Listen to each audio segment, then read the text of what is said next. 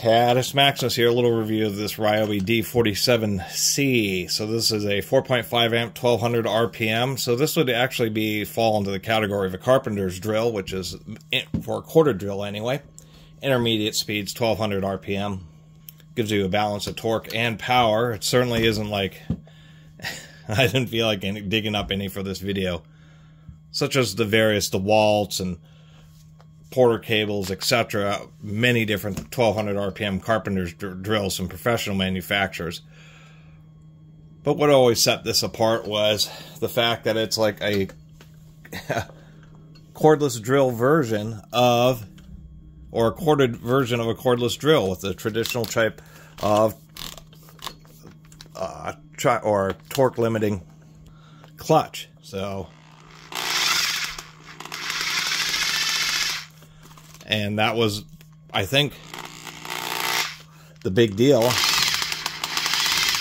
about selling these is you have a quarter drill for people who like traditional quarter drills, but you still have that torque limiting clutch option, which is just like a regular cordless drill. This actually has a Planetary gearbox, and you can see the motor moves in the same direction. Everything's in the same line. What's also interesting about this, and we'll take a look inside, but there's actually blades on the backside of the fan and vents up here, so it actually pulls air through the motor this way, as well as some past the gearbox to help cool the gearbox. As far as I know, Ryobi was the only manufacturer, or is, to actually use Planetary gearboxes in cordless drills. Corded impact wrenches, that type of stuff, sure, but not on corded drills. This was a slightly more expensive unit, obviously because of the clutch, but Ryobi did have very cheap quarter drills that just used traditional spur gears. The Planetary gearboxes require just a few more components, a little bit more expensive. And even now they have like a real compact, like 1700 RPM, 5.5 amp, just a little compact basic drill that also has a Planetary gearbox. It's just more expensive, so very few manufacturers ever used it. The second thing is, of course, this drill is really quite long, just because of the whole clutch mechanism and using that cordless gearbox. On cordless drills, they have just more, the motors tend to be smaller, so the drills just don't extend out quite so much.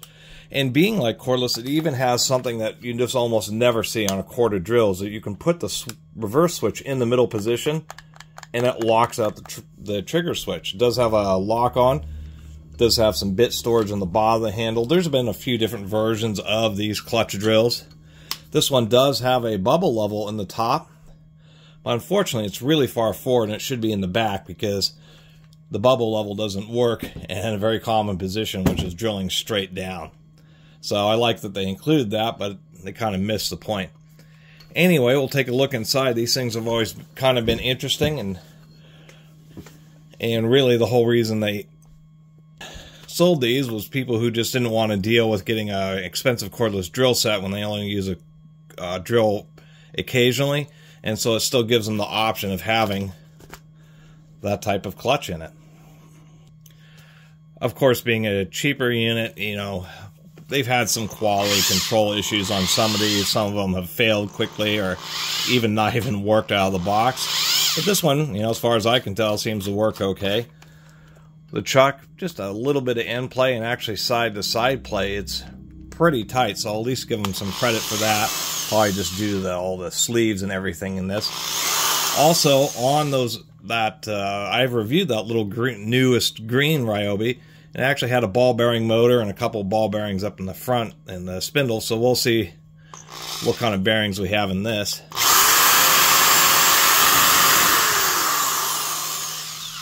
I think for a homeowner, it's actually a pretty compelling unit, to tell you the truth, just because you can install cabinet screws and that type of stuff.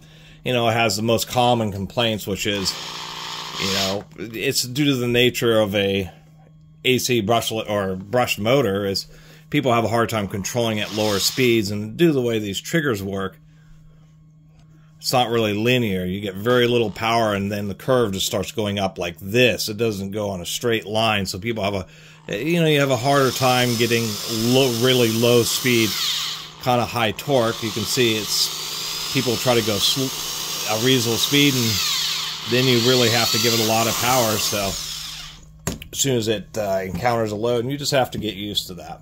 I will say that the variable speed trigger is pretty linear, or offers pretty fine control.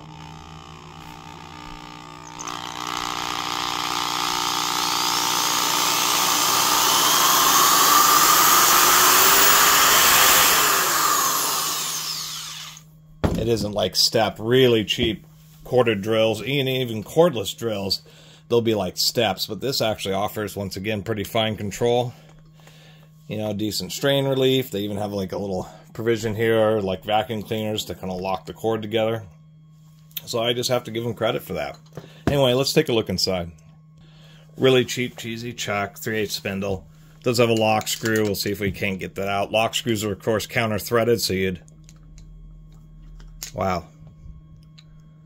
Kind of an interesting screw in there. It's like a Phillips, but it's also carved to accept flatheads.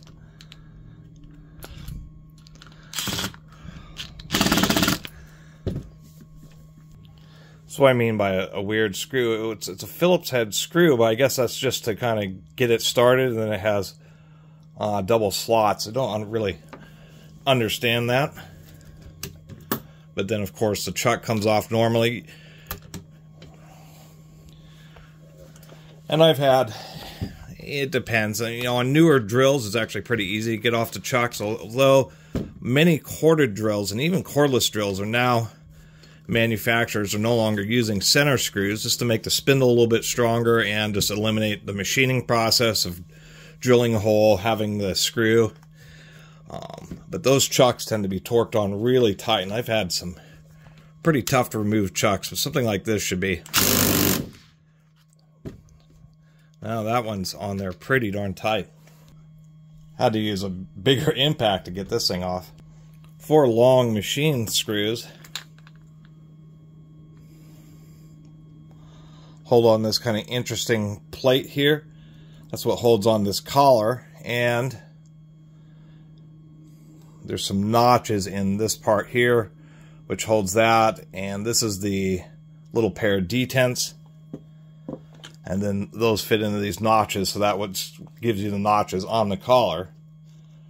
Collar slides off.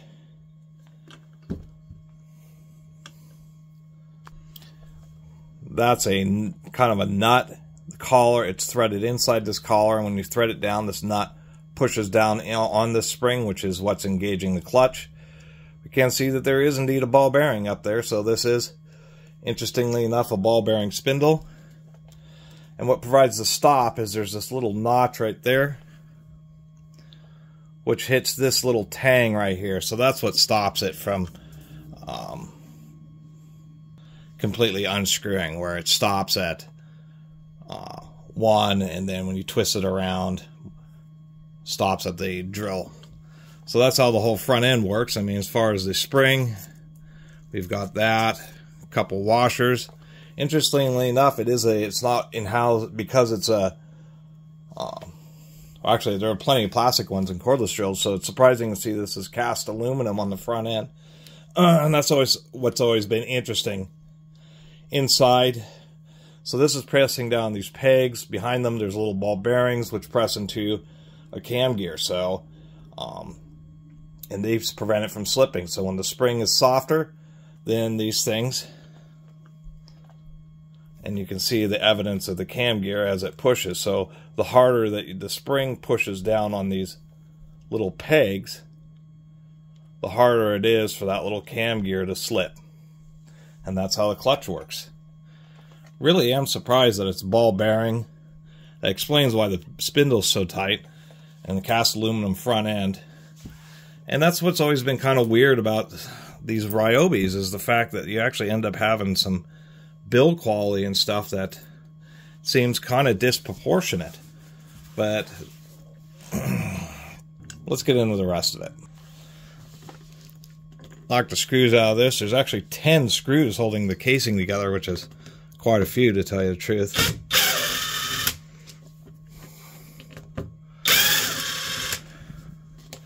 Hopefully they're all the same size. It looks like it.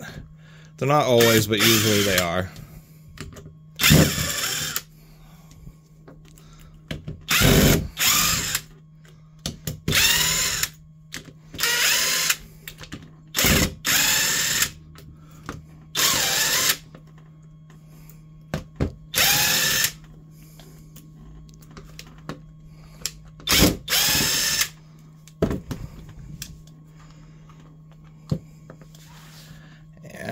try to pry this clamshell apart. Not too bad.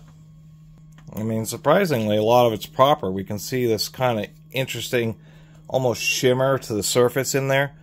That indicates that it is indeed fiberglass reinforced. Appears to be nylon, pretty rigid. And here's our basic internals. New enough to include the security tags inside the tool. Did have a bit of a kind of a buzzing sound. That's coming because this field, surprisingly enough,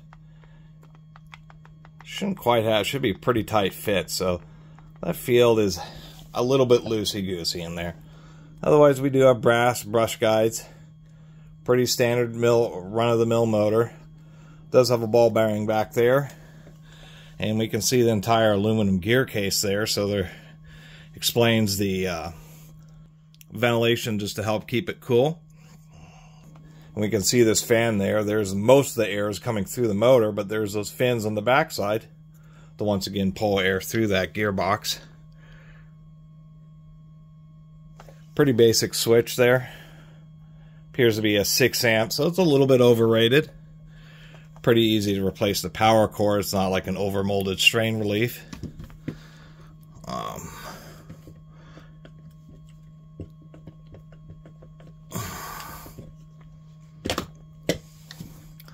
Ball bearing on the front of the motor, rubber sealed. We can see that there. So surprisingly enough, you know, little issues like a loose field causing it to be a bit noisy is pretty minimal. I mean, there's lots of drills that have a lot less bearings than dual ball bearings on the motor and ball bearing on the spindle. Gearbox is actually screwed together. There's actually hand finishing work that's happened on this, we can see. Probably from the casting. This is not forged aluminum. This is just a cast aluminum gearbox. And then we have like a little felt seal just to help keep some of the grease in there. Pop this gearbox off. We do have a thrust plate there. And we can see, at least in the beginning here, it doesn't have like since it's a two-handed chuck, it doesn't have a one-way clutch in there. The reason that's kind of bumping up and down is due to the, actually I think I had this cranked all the way up. But that's the effect of the clutch coming through the other side, so if there isn't pressure pressing on the back of this, then that's what ends up happening. So what happens is if there's enough pressure and the clutch is engaged and the gears turn normally, and then when the clutch slips, this entire sun gear is what's slipping. Nonetheless, all steel gears, and the big advantage to Planetary gearboxes, surprisingly enough, is the gear life. I'm much less hesitant to use an impact wrench because Planetary gearboxes are just so strong. You have 3 gears just in the first stage, all 3 of them are engaging. It'd be the same as having a drill with a spur gear this wide. They really do handle very high power transmission in very compact packages. They just have to be kept clean because any grit that gets in there can't get out. It just ends up in the sun gear and just grinds away the gear teeth. And they're obviously more complex with spur gears. You just have 2 gears that engage each other, and that's all you have to machine or center, but you have to center these gears, little carriages, ring gears. There's so many more parts in here. This has to be a gear. The second stage in there, we can see, is indeed, I don't know if I can, oh, I can't pull this out. Well, let me get these gears out. Is 4 gears on the second stage. I mean, as far as power drills are concerned, probably the only thing I'm pretty sure it's not going to be the gearbox that ends up failing on this tool, just because it's really pretty darn overbuilt. We can see where they've heat treated and hardened this area here where the little clutch balls, there's the little clutch balls, are engaging into this surface here. So it's interesting they even hardened that. And then this is just splined onto the back of the spindle. Looks like there's a little washer in there that I could pull out, and probably a snap ring that is holding the spindle in there. And that's why I'm kind of fond of these Ryobis, is just because of that fact. It's just, I guess for an older clutch drill, you know, as far as taking it apart and, you know, besides like a slightly loose field, it's hard to deny. I mean, we have a dual ball bearing spindle in here. I mean, this thing spins just beautifully, really tight. And dual ball bearings on the motor, all metal gear case. I mean, this could be used for, you know, sanding and polishing and all sorts of stuff, to tell you the truth. And I've always been kind of surprised that no other manufacturers have decided to try to use Planetary gearboxes, probably because for the most part, spur gears work just great. But in a drill like this, you know, occasionally lubing this gearbox will outlast the motor. You could, you know, as long as the motor doesn't burn up, you could go through 2, 3, 4 sets of brushes until, you know, until this whole commutator is completely worn out. I mean, it's just ground down to where you can't replace the brushes again, and the gearbox would still be okay. I mean, replace it with a better chuck, and to tell you the truth, it's probably give a run for its money for, you know, as far as just apparent overall durability compared to a lot of the professional brands. To tell you the truth, it's, you know, to be honest, it's just a little bit surprising how Ryobi, out of all the manufacturers, once again, is the only ones that really decided that they'll take a shot at making these Planetary gearbox corded drills. And it's kind of cool to collect them up. And to tell you the truth, I think versus the green one, which has such a small area that supports the spindle bearings, the green one that I have, it's always fun trying to get this primary stage lined up. Just was embedded in plastic, and then if you drop it or it gets used heavily, then the bearings actually wear out the plastic itself, and that drill had a wobbly spindle, but this is all in metal. To tell you the truth, if you're just looking for a convenient drill that has a clutch and you're kind of fond of corded drills, I mean, I'd have to end up recommending it, especially for seeing these things for like $10, $15 on eBay. It's really not that bad.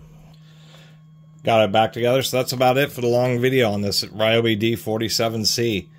To tell you the truth, it's not a bad drill. You know, I wouldn't call it like the Porter Cable Carpenter's drills, because those have much larger, oversized triggers, various variable speed triggers, little heat sinks for the internal circuit. So there's certainly things that set this apart from, you know, the truly heavy-duty professional brands. But, you know, compared to the days of the 80s of getting those old, whatever, green, gray, tan, orange, Black & Decker, not to say that Black & Decker hasn't made some incredible tools over the years, but those home utility grades from the 80s and early 90s were just horrifically bad. And it's surprising how far, you know, actually I don't even think Ryobi sells this anymore, but how far cheaper drills have come, because now, you know, you could get something that has a clutch, all metal gearbox with all steel gears, Planetary, 2-stage, really surprisingly good gearbox, ball bearing spindle, ball bearings on the motor. I mean, kind of hard to deny. And the other nice thing about a drill with a Planetary gearbox is it just doesn't quite scream like other tools. Just has that nice sound of all those gears messing. And the fact that they actually had a little bit of foresight to have a little bit of airflow, so if you're using this for longer term things such as polishing or using simple sanding discs or little drill mounted wire brushes and things like that, we're running at full power for, you know, several minutes, 10 minutes, half an hour at a time, that'll actually keep everything kind of cool. It's really kind of interesting. I think it's hilarious they call this grip zone. That's not the only handheld product I've seen that uses the term grip zone.